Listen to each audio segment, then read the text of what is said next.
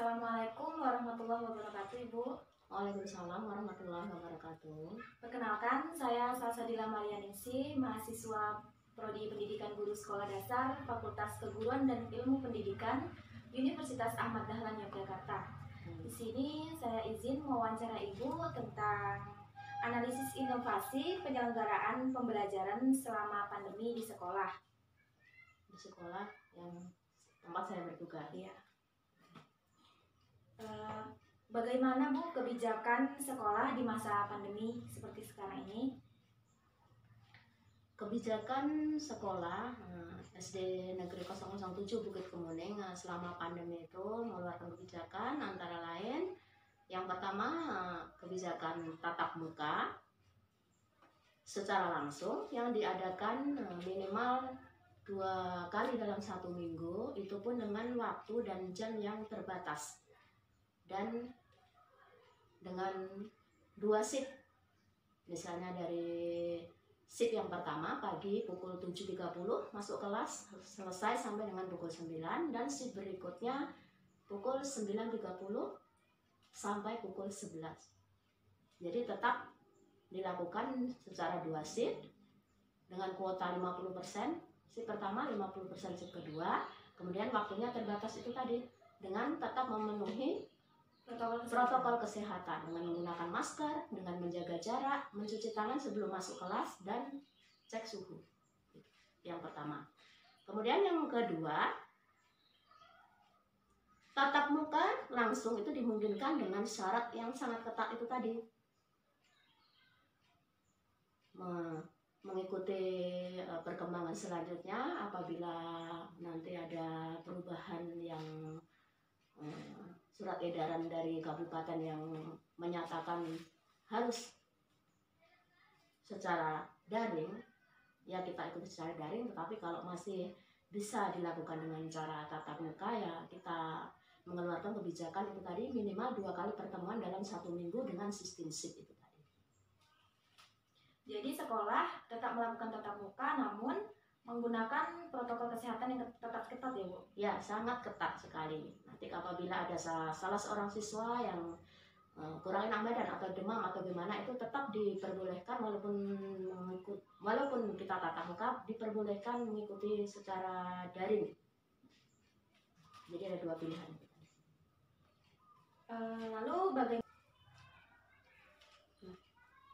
Lalu bagaimana pelaksanaan pembelajaran daring yang dilakukan di SD 007, Bu?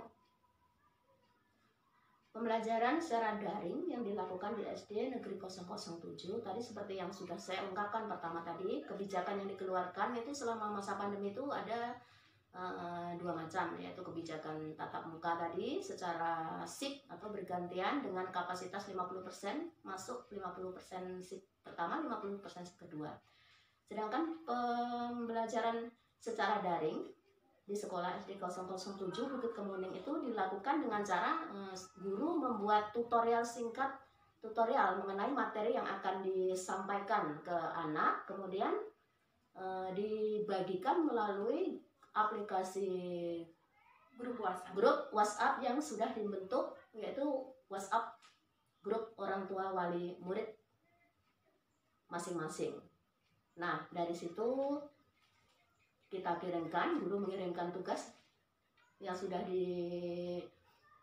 disampaikan melalui tutorial singkat tadi yang sudah dibagikan ke WhatsApp. Kemudian dengan bimbingan orang tua, maka siswa mengerjakan tugas di rumah dan dikumpulkan kembali melalui WhatsApp. Ada juga yang melalui WhatsApp, ada juga yang langsung dikumpulkan. Lalu Bu, bagaimana sih perencanaan pembelajaran daring yang dilakukan di SD Negeri 007 Bukit Kemuning?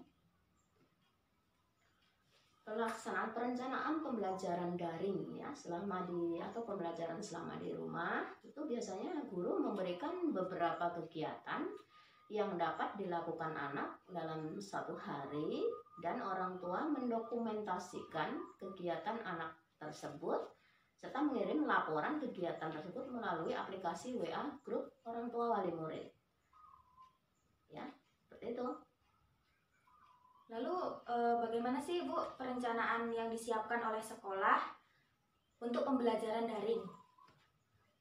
Perencanaan sekolah melakukan perencanaan untuk pembelajaran daring itu yang efektif dilakukan oleh siswa dan guru itu misalnya menyusun jadwal pembelajaran, sekolah menyusun jadwal pembelajaran daring itu secara seimbang ya. Nah, dalam penyelenggaraannya itu pembelajaran daring menyusun jadwal pembelajaran secara seimbang itu merupakan salah satu bagian penting agar perencanaan pembelajaran daring setiap minggunya bisa terencana dan terlaksana dengan efektif ya, karena kita kalau belajar daring selama pandemi ini berkejaran dengan waktu. Bukan kadang-kadang materi yang mau kita sampaikan itu kadang tidak tercover oleh waktu ya, tidak seperti kalau kita pembelajaran full tatap muka, lebih jelas, lebih paham anak itu. Tapi kalau di daring mereka itu banyak yang kurang paham. Jadi perlu perencanaan yang matang dalam pelaksanaan pembelajaran secara daring ini. Bagaimana strategi pelaksanaan pembelajaran daring di sekolah? Strategi pelaksanaan pembelajaran daring di sekolah itu ya menetapkan manajemen waktu tadi. Yang pertama itu waktu, karena pembelajaran secara daring itu waktunya itu dibatasi ya. Pertemuan itu hanya satu mata pelajaran, satu pertemuan itu 1 kali 35 menit, itu normalnya seperti itu. Tapi dalam kenyataannya selama daring ini kita benar-benar memanfaatkan waktu secara efisien, efektif. Bagaimana kita menyampaikan materi ke anak mengerti dengan waktu yang singkat ya, agar waktu belajar itu dengan teratur, mengatur waktu belajar dengan teratur. Selalu kalau di rumah ya diusahakan kita koordinasi dengan orang tua, dampingi anak yang mendapatkan tugas dari guru supaya tidak terbebani secara berlebihan ya, karena kerjasama dengan orang tua itu sangat penting. Dalam pembelajaran daring ini kan siswa itu kebanyakan di rumah ya, di rumah mengerjakan tugas, dari rumah mengerjakan tugas. Jadi tanpa pendampingan dari orang tua itu akan mengalami kesulitan. Akan mengalami kesulitan. Ya, waktunya lebih banyak di rumah. Jadi perhatian dari orang tua itu sangat diperlukan saat pembelajaran daring. Pastinya sangat diperlukan. Karena daring itu kan 100% di rumah. Tetapi kalau mengalami kesulitan ketika guru memberikan tutorial kemudian dibagikan ke WhatsApp grup masing-masing, kemudian diberikan tugas, mengalami kesulitan, maka tidak menutup kemungkinan juga banyak wali murid atau siswa yang datang menanyakan secara langsung karena kurang jelas seperti itu ya. Banyak yang bingung, banyak yang kurang jelas dengan tugas yang diberikan, sehingga mereka juga kombinasi itu tadi. Lalu apa saja sih Bu inovasi dan integrasi teknologi pembelajaran daring yang ada di SD? Integrasi, inovasi ya, teknologi pembelajaran daring yang ada di SD ya. Yang pertama itu kepada para murid diminta untuk misalnya menonton channel YouTube yang telah berisi tentang materi pembelajaran, kemudian merangkum ya apa yang telah mereka dengarkan. Cara seperti ini biasanya harus didampingi dengan orang tua. Namun orang tua hanya sebatas mendampingi dan mengarahkan saja, tugas tetap mereka yang mengerjakan. Seperti itu. Kemudian selain itu juga bertujuan, upaya ini juga bertujuan untuk meningkatkan kefasihan para murid memanfaatkan teknologi dengan sebaik mungkin. Mereka diberikan link YouTube yang telah dipilih oleh para guru yang dikirimkan ke grup WA masing-masing, kemudian atau grup-grup kelas masing-masing yang berisi tentang materi atau tugas yang akan diberikan. Lalu Bu, pertanyaan yang terakhir, Bagaimana evaluasi kegiatan pembelajaran daring yang dilakukan kurang lebih selama 2 tahun terakhir ini? Kalau keluhan ya, evaluasi ya, evaluasi. Kalau dalam kegiatan dari pengalaman, dalam kegiatan pembelajaran daring, kombinasi daring dan tatap muka yang dilakukan di SD 007 Bukit Kemuning ini ya. Tapi di SD 007 Bukit Kemuning ini daring itu hanya bukan 100% ya. Kebanyakan tatap muka karena kita juga zonanya bukan zona merah, jadi diizinkan untuk bertatap muka tapi dengan ketentuan yang tadi yang sangat super ketat tadi ya. Jadi kalau dalam pelaksanaan daring yang beberapa jam dilakukan itu tadi selama 2 tahun ini masalahnya ya masih sama. Banyak murid yang tidak memahami tutorial yang diberikan oleh guru, dikirimkan melalui grup itu tadi untuk mengerjakan tugas. Itu mereka kurang paham, kurang jelas ya, mungkin karena keterbatasan waktu itu tadi.